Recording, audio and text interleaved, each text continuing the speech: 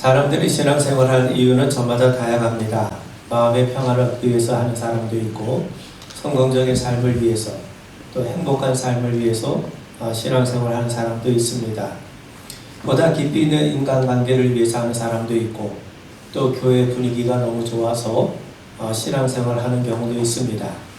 그런데 그런 이유가 상식적으로 납득이 되지만 우리가 하나님을 믿는 이유가 될 수는 없습니다. 우리가 신앙생활하는 것, 우리가 교회 다니는 이유는 한마디로 예수님께서 우리의 그리스도가 되시기 때문입니다. 하나님의 말씀이 진리가 되기 때문이죠. 무엇보다도 그리스도 예수를 통해 천국이 우리를 위해 예비되어 있음을 우리가 확실히 믿기 때문입니다. 예수님이 그리스도가 아니시라면, 하나님 말씀이 진리가 아니라면, 그리스도 예수를 믿는 자들을 위해 천국이 예비되어 있지 않으면 굳이 신앙생활할 필요도 없고 교회 다닐 이유가 뭐가 있겠습니까? 여러분, 믿음이라는 것이 다른 것이 아닙니다. 예수가 나의 그리스도가 되심을 믿는 겁니다. 예수가 그리스도가 되시면 그분의 말씀은 진리가 됩니다.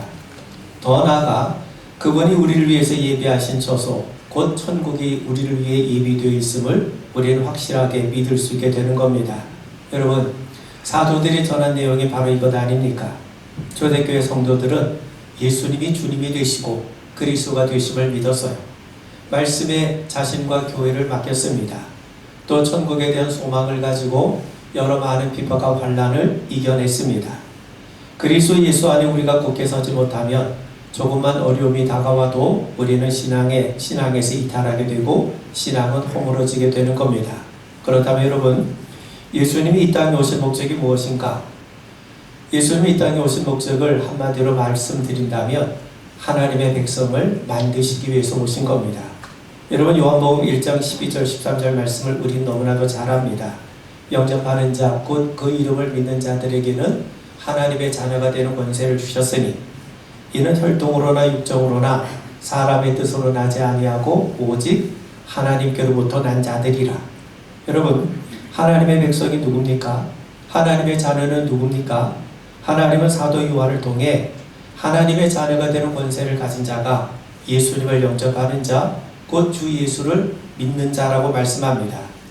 한마디로 예수를 믿는 자가 하나님의 백성이요 하나님의 자녀라는 것이죠.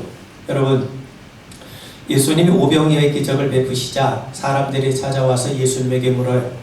우리가 어떻게 해야 하나님의 일을 할 수 있겠습니까? 그러자 예수님이 말씀하시기를 하나님께서 보내신 일을 믿는 것이 곧 하나님의 일이라 라고 말씀해요. 여러분, 하나님의 일이 뭡니까? 하나님이 보내신 일, 곧 예수를 믿는 것이 하나님의 일이라는 겁니다. 하나님은 지금도 일을 하고 계시죠.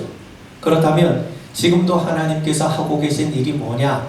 하나님이 보내신 예수를 믿게 하는 겁니다. 그렇다면 왜 믿게 하십니까? 예수를 믿는 자들을 통해 하나님의 백성, 하나님의 자녀들을 삼으시고자 하시기 때문인 것이죠. 여러분, 이러한 표현은 당시 유대인들에게는 매우 도발적인 표현이었습니다. 유대 사람들은 자신들이야말로 하나님의 택함받은 백성이라고 하는 분명한 의식을 가지고 있었기 때문이죠.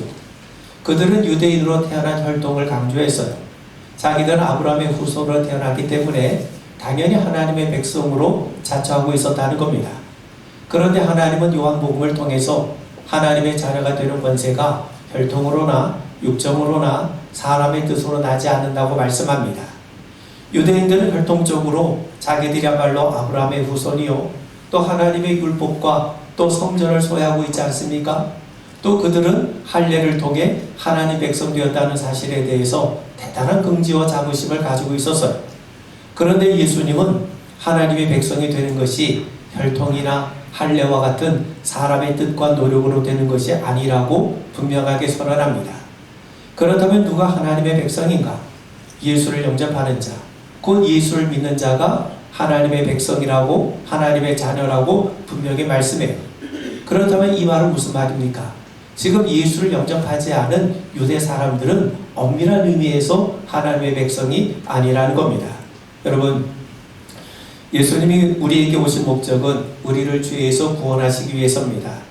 더 구체적으로 말씀을 드리면 예수를 믿고 영접하는 사람들로 하여금 우리를 구원해서 예수를 믿고 영접하게 하심으로 바로 그런 사람들로 하여금 하나님의 백성이 되게 하게 하시고자 예수님이 오신 거예요.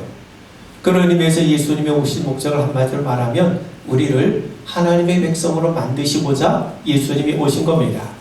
오늘 말씀을 세 가지로 여러분들과 함께 나눠보고자 합니다. 예수님은 우리가 비유를 오해하지 않도록 친절하게 설명하고 계십니다. 좋은 씨를 뿌리는 분은 인자 곧 예수님이세요. 가라지를 뿌리는 원수는 마귀라고 분명히 말씀합니다.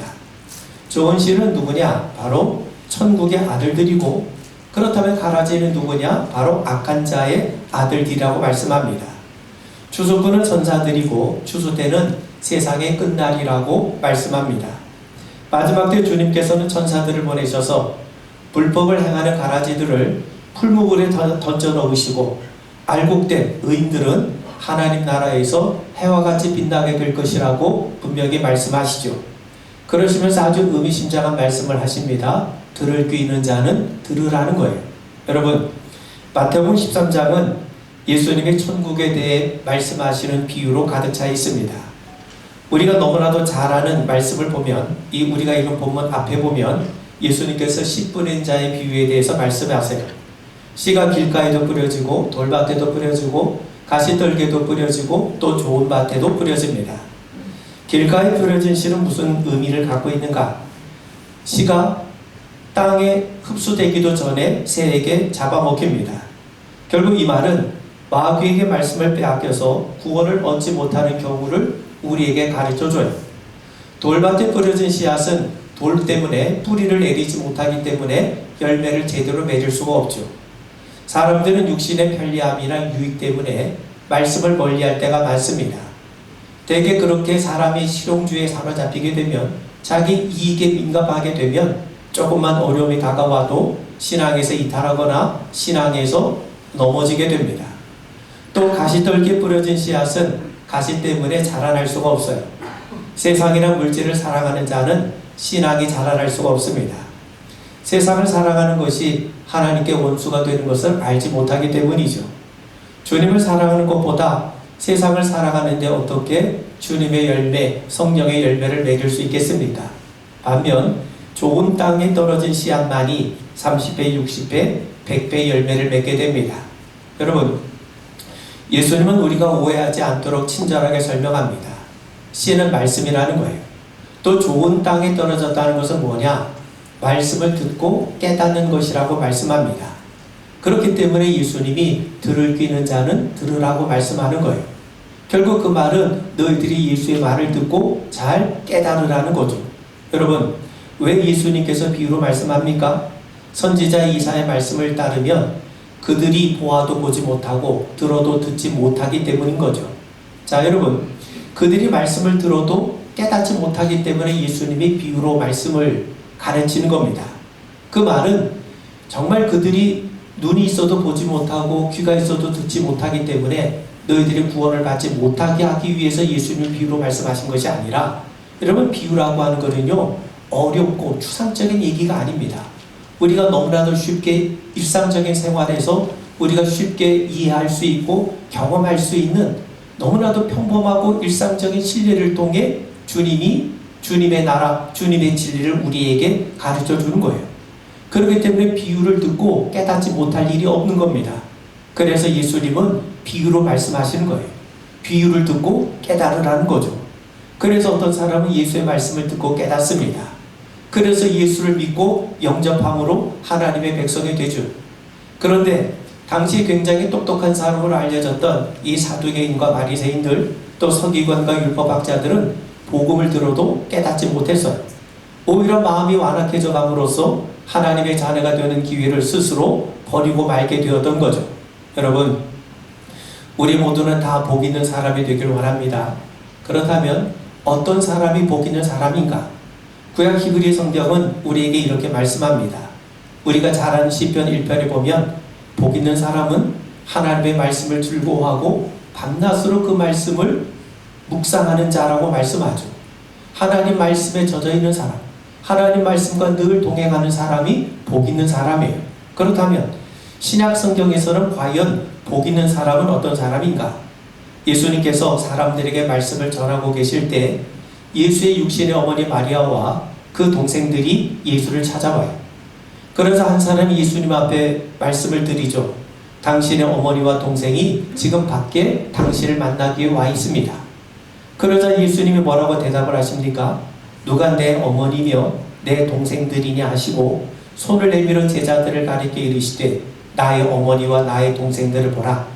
누구든지 하늘에 계신 내 아버지의 뜻대로 하는 자가 내 형제요 자매요 어머니이니라 말씀합니다. 하나님 아버지의 뜻대로 행하는 자가 바로 예수님의 형제가 된다는 거죠. 자, 그렇다면 하나님의 아버지의 뜻대로 행하는 자라고 했는데 그러면 아버지의 뜻은 도대체 뭔가? 예수님은 우리에게 분명하게 말씀합니다. 요한복음 6장 40절에 보면 내 아버지의 뜻은 아들을 보고 믿는 자마다 영생을 얻는 이것이니 마지막 날에 내가 이를 다시 살리리라. 여러분, 예수님은 뭐라고 말씀하냐면 하나님 아버지의 뜻이 뭐냐? 하나님 아버지의 뜻은 예수를 보고 믿는 자마다 영생을 얻게 하시는 거라고 말씀해요. 그러므로 하나님의 뜻은 뭡니까? 우리가 예수를 믿음으로 하나님의 자녀가 되고 하나님의 자녀가 되어서 영생을 얻게 되는 것, 이게 바로 하나님의 뜻이라고 말씀합니다. 여러분, 하나님의 자녀가 되는 것보다 더 귀한 것이 어디 있겠습니까? 그러므로 우리가 예수를 영접하게 되고 그래서 하나님의 자녀가 되어서 또 하나님의 자녀가 되므로 영생을 얻게 되고 영생을 누리는 자가 되는 것, 이것이 가장 복된 것이고 이게 바로 하나님의 뜻 아닙니까? 예수님은 바로 그 일을 위해서 오셨습니다. 우리를 하나님의 새로운 백성이 되게 하시기 위해서, 그것으로 만드시기 위해서 예수님이 우리에게 찾아오신 겁니다. 그렇다면 예수를 믿고 영접하는 자가 왜 복된 것입니까? 그들이 바로 하나님께로부터 난 자들이기 때문인 겁니다. 왜 그렇습니까? 어느 누구도 하나님께로부터 난 자들이 아니면 예수를 알 수도 없고 믿을 수 없기 때문이죠. 사도 요한은 우리에게 말씀합니다. 요한복음 1장 10절 11절을 보면 그가 세상에 계셨으며 세상은 그로 말미암아 지은 바 되었으되 세상이 그를 알지 못하였고 자기 땅에 오매 자기 백성이 영접하지 아니하였으나, 예수님이 세상에 오셨을 때 그분을 알아보고 그분을 영접한 사람이 있습니까? 그렇지 않아요. 목자들 역시 주의 천사가 알려주지 않았던들 어떻게 그가 아기 예수를 찾아가서 경배할 수 있었겠습니까? 바울의 표현에 따르면 우리는 죄와 허물로 이미 죽은 자들입니다. 죄와 허물로 이미 죽은 자들이 어떻게 예수님을 알 수가 있겠습니까? 또 예수님을 알지 못하면서 어떻게 예수님을 영접할 수 있겠습니까? 절대로 할 수가 없는 거죠. 그래서 예수를 믿고 영접해서 하나님 자녀가 되는 것은 혈통으로나 육정으로나 사람의 뜻으로 나지 않는 겁니다. 사람의 힘과 노력으로 이루어질 수 없다는 거죠. 하나님께로부터 나지 않으면, 하나님께서 은혜를 베풀지 않으시면, 하나님께서 역사하지 않으시면, 하나님의 성령을 통해 우리의 심령을 감화감동시켜 주지 않으시면 절대로 우리는 예수를 알 수가 없다는 거예요. 그래서 구약과 신약을 통틀어서 어느 누구도 자신의 죄인됨을 깨닫고 구원의 필요성을 알아 그리스도 예수를 구한 사람이 없었다는 겁니다. 여러분, 예수를 믿고 영접해야 하나님의 자녀가 되고, 또 인간은 절대로 예수를 알 수 없다면 어떻게 우리가 하나님의 자녀가 된 겁니까? 사람의 힘으로는 할 수 없었던 거죠. 이 일은 오직 하나님만이 하실 수가 있는 겁니다. 그래서 하나님의 독생자 예수님을 우리에게 보내주신 것이고 그분으로 구원을 이루어 주신 거예요. 뿐만 아니라 성령을 보내셔서 우리로 하여금 깨닫게 하시고 알게 하시고 믿게 하시고 영접하게 하신 겁니다. 여러분, 예수님이 십자가에서 다 이루었다라고 말씀하세요. 자, 그렇다면 도대체 뭐가 이루어졌다는 겁니까? 예수님의 십자가 부활을 통해 세상에 달라진 것이 있습니까? 달라진 건 아무것도 없어요. 유대는 여전히 로마의 식민지였어요. 그렇다고 해서 제자들의 신분과 지위가 갑자기 달라진 것도 아닙니다. 환경이 새롭게 변화된 것도 아닙니다. 그런데도 불구하고 예수님은 다 이루었다라고 말씀합니다. 그런데 정작 제자들은 도대체 뭐가 이루어졌는지를 전혀 알지를 못했어요. 그런데 오순절 성령 오순절 다락방에 성령께서 임재하시자 제자들이 비로소 깨달은 겁니다. 성령께서 제자들의 심령 속을 조명해 주시고 예수의 말씀을 기억나게 하시고 깨닫게 해주신 거예요. 예수의 십자가와 부활로 죄의 문제가 해결되었구나 하는 것을 깨닫게 된 겁니다. 하나님과 우리 사이에 맡긴 다음에 허물어져서 이제 누구든지 그리스도를 통해서 하나님의 은혜의 보호자 앞까지 담대하게 나아갈 수 있는 길이 활짝 열리게 된 것을 비로소 알게 된 겁니다. 예전에는 죄의 어둠에 사로잡혀 있었는데 이제는 우리가 하나님께 속한 빛의 자녀가 되었다는 것을 비로소 알게 된 겁니다.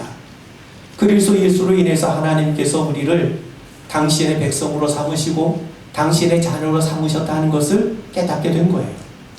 그리스도 예수로 인해 구원받은 것과 우리가 비로소 하나님께 속한 백성이 되었구나 하는 것을 제자들이 비로소 깨닫게 된 겁니다. 여러분, 바울은 말씀하기를 우리가 그리스도 예수 안에 있는 자라고 하죠. 우리 안에 하나님의 영, 성령이 거하심으로 이제 우리는 육신에 속한 자가 아니라 그리스도 안에 존재하게 되었습니다. 그래서 우리는 그리스도의 사람이 되는 거죠. 또한 그리스도 예수 안에 있기 때문에 이제 우리는 죄에 대해서는 죽고 하나님에 대해서는 살아나게 된 겁니다. 예수를 죽은 자 가운데 살리신 하나님의 영이 우리 안에 거하시기 때문에 그분의 영으로 인해서 우리가 다시금 살게 되는 거죠. 우리는 하나님의 영으로 인도를 받게 되었습니다. 그래서 이제 우리는 하나님의 영, 곧 양자의 영을 받아 이제 하나님을 아버지라 부를 수 있게 되었던 겁니다. 그렇다면 이런 일을 누가 이루신 겁니까? 하나님께서 그리스도 예수를 통해 이루셨어요. 우리가 죄에 사로잡혀 아무것도 할 수 없었을 때 하나님께서 그리스도를 우리에게 보내주셨고 예수님은 우리의 죄의 결과를 친히 감당하셔서 율법의 요구를 온전하게 이루신 겁니다. 그래서 우리가 새 사람이 된 거죠. 오늘 비유의 말씀에 따르면 우리는 좋은 씨입니다. 그리고 우리를 좋은 씨가 되게 하셔서 궁극적으로 하나님 나라에서 해처럼 빛나게 만드신 분은 바로 예수님이신 거죠. 그런데 여러분, 예수를 방해하는 자가 있어요. 그 누구냐면 마귀입니다. 마귀는 가라지를 덧부립니다. 여러분, 이 말씀을 살피기에 앞서 구약의 역사를 간략하게 살펴보는 것이 유익할 것 같습니다. 하나님이 이스라엘과 언약을 맺으셨죠. 하나님은 이스라엘의 하나님이 되시고 이스라엘은 하나님의 백성이 되었습니다. 그런데 얼마 지나지 않아 그 하나님과의 언약을 깬 당사자가 바로 이스라엘 백성들입니다. 그들은 약속의 땅 가나안 땅에 들어올 때부터 하나님을 거부하고 우상 숭배에 깊이 빠져들어갔던 거죠. 특히 솔로몬은 이방 여인을 아내로 삼았을 뿐만 아니라 여기서 한 걸음 더 나아가서 이방신을 섬기기 위해서 산당을 짓는 일까지 자행하게 됩니다. 하나님께서 그의 마음을 돌이키시기 위해서 2번이나 그에게 나타나셔서 경고하셨지만 솔로몬은 들으려 하지 않았어요. 그는 왕으로서 10계명의 첫 번째 계명을 어기는 일에 대단히 솔선수범했던 겁니다. 자, 솔로몬 이후에 나라는 북이스라엘과 남유다로 나뉘어지게 되죠. 그런데도 우상 숭배와 악행을 멈추지 않았습니다. 하나님은 여러 선지자들을 보내셔서 그들을 경고하셨지만 그들은 끝끝내 귀를 막고 오히려 선지자들을 박해하고 죽이기까지 합니다. 그들은 끝까지 고집을 피우다가 결국 북이스라엘은 아시리아에게 망하고 남유다는 바벨론에게 망합니다. 그들은 이미 하나님 백성으로서의 지위와 특권을 잃어버린 거예요. 그리고 바로 그들의 후손이 유대 백성들이고 바로 그들의 후손이 사두개인과 바리새인들인 겁니다. 그런 의미에서 냉정하게 따진다면 예수님 당시 유대인들은 하나님의 백성이 아닌 겁니다. 여러분, 그들은 자신들이야말로 아브라함의 후손이라고 자랑해 왔어요. 그렇다면 그들이 아브라함처럼 하나님을 경외하며 살았습니까? 그렇지 않았죠. 그들은 하나님을 부인했고 바알과 아세라, 밀곰과 그모스를 섬기는 일에 앞장선 조상들처럼 우상을 섬겨왔어요. 단지 대상이 바알에서 만몬, 제물로 바뀌었을 뿐입니다. 그들은 자신들이 율법을 가진 것을 대단히 자랑스러워했어요. 그렇다면 그들은 정말 하나님이 주신 율법을 잘 지키고 순종하며 살았습니까? 그렇지 않았죠. 그들은요, 하나님의 율법을 강조하면서도 정작 하나님 계명 대신에 사람의 계명을 만들어서 오히려 사람의 계명을 하나님의 계명보다 더 앞세워서 가르쳤고 따랐던 겁니다. 그들은 하나님의 임재하시는 성전을 소유하고 있습니다. 그렇다면 그들은 성전을 거룩하게 세워갔습니까? 그렇지 않습니다. 예수님이 책망하셨듯이 그들은 만민이 기도하는 집을 강도의 소굴로 바꿔버렸던 거죠. 그들은 하나님의 백성의 징표로 육체의 할례를 강조했습니다. 그런데 바울은 육체의 할례가 아니라 마음의 할례가 중요하다고 말씀하고 있지 않습니까? 한마디로 그들은 표면적으로 겉으로는 유대인이요 겉으로는 하나님의 백성인데 실질적으로 영적으로 이면적으로는 유대인이 아닌 겁니다. 하나님의 백성이 아니라는 말이죠. 아브라함의 후손을 자처하고 율법과 성전을 소유하고 할례를 강조하면서도 그들은 정작 하나님을 경외하지도 않았고 그분을 사랑하지도 않았고 하나님의 뜻대로 살지 않았던 겁니다. 여러분, 하나님이 메시아를 보내신 이유가 바로 여기 있습니다. 유대인들은 더 이상 하나님께 속한 백성이 아니었던 거예요.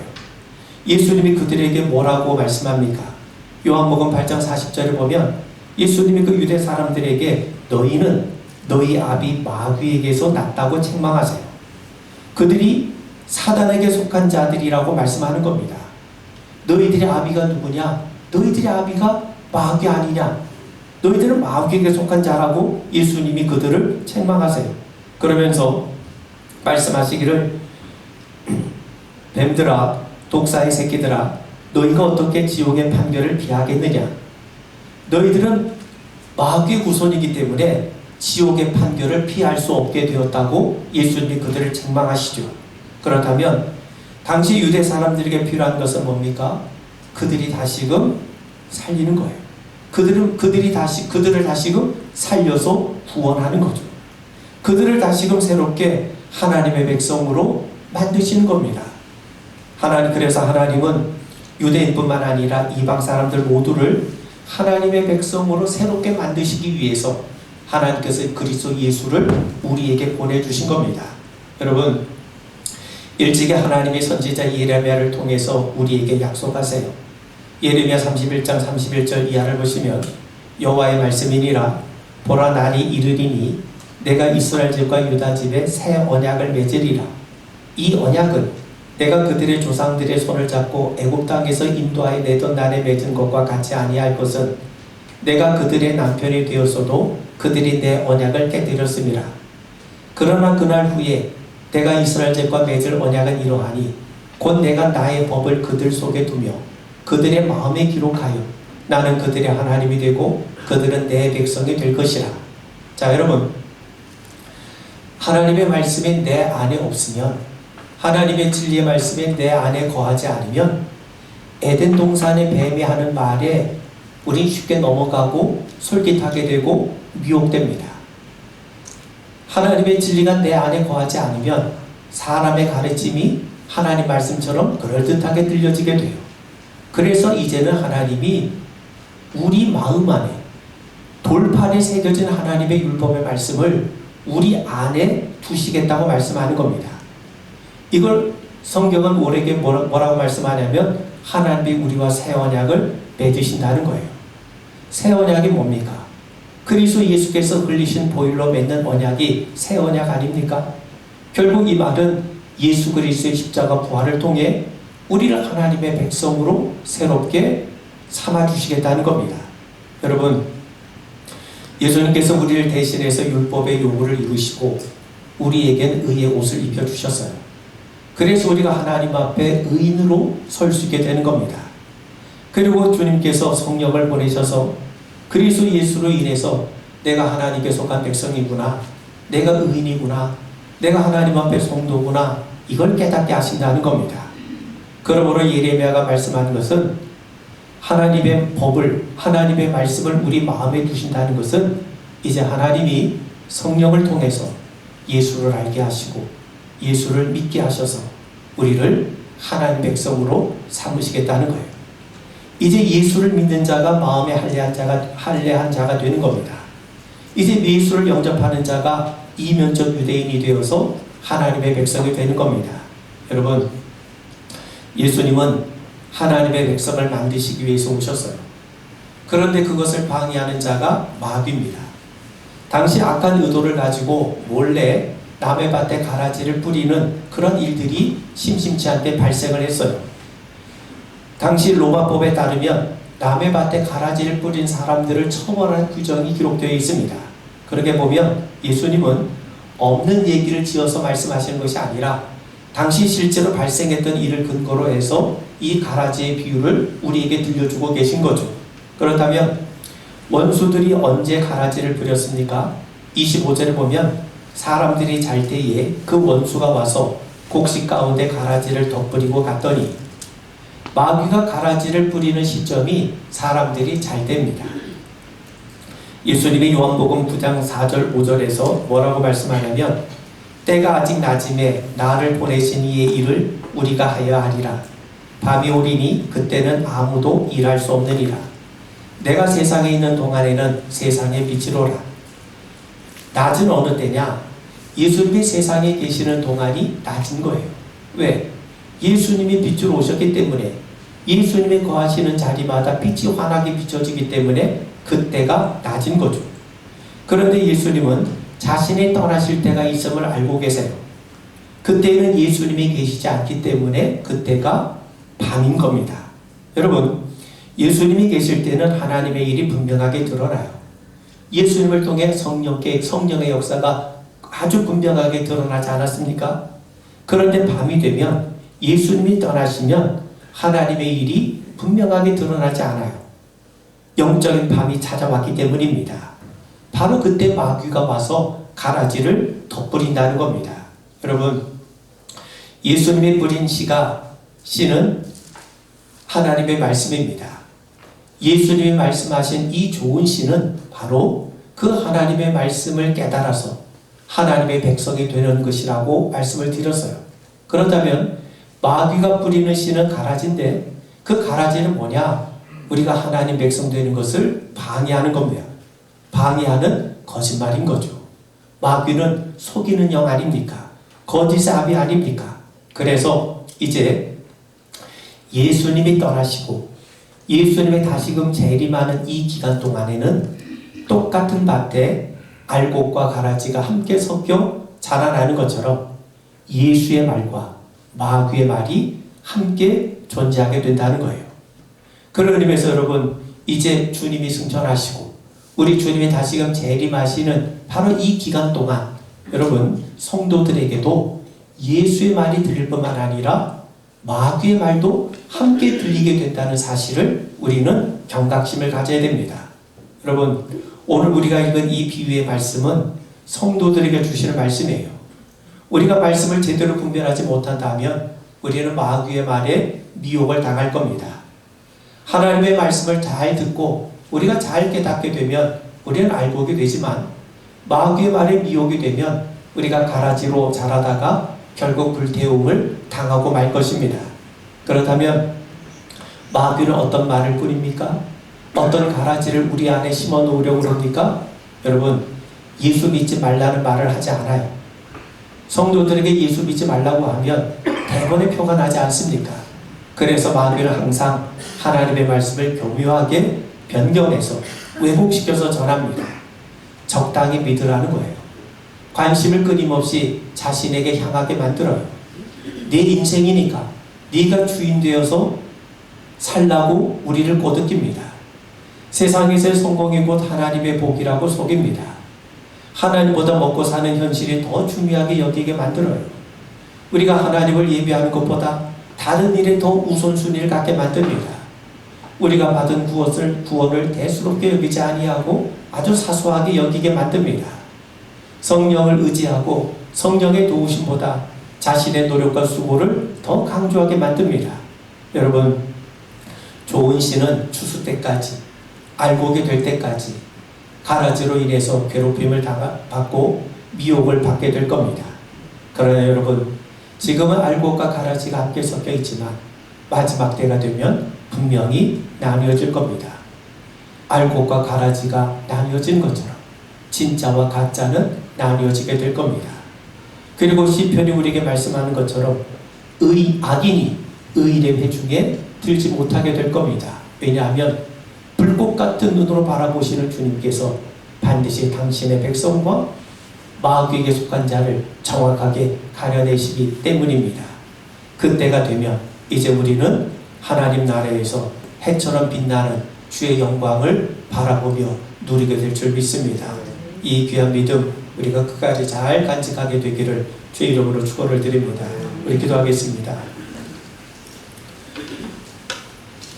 주님께서 우리를 좋은 시 삼으시고자 하나님 백성 삼으시고자 오신 것을 믿습니다. 하나님 아버지, 마귀는 끊임없이 가라지를 부려서 우리를 미혹하고 우리를 넘어뜨리려 하오나 그러나 늘 성령님 우리를 도우셔서 우리가 끝까지 믿음의 길 잘 걷게 하셔서 우리 하나님 앞에 섰을 때 착하고 충성된 종이라 인정받는 우리 모든 믿음의 자녀들 되게 하여 주시옵소서. 정말 하나님 나라에서 해처럼 빛나는 주의 영광을 함께 누리는 복을 누리게 하여 주옵소서. 모든 말씀 예수님 이름 받들어 간절히 기도하옵나이다. 아멘.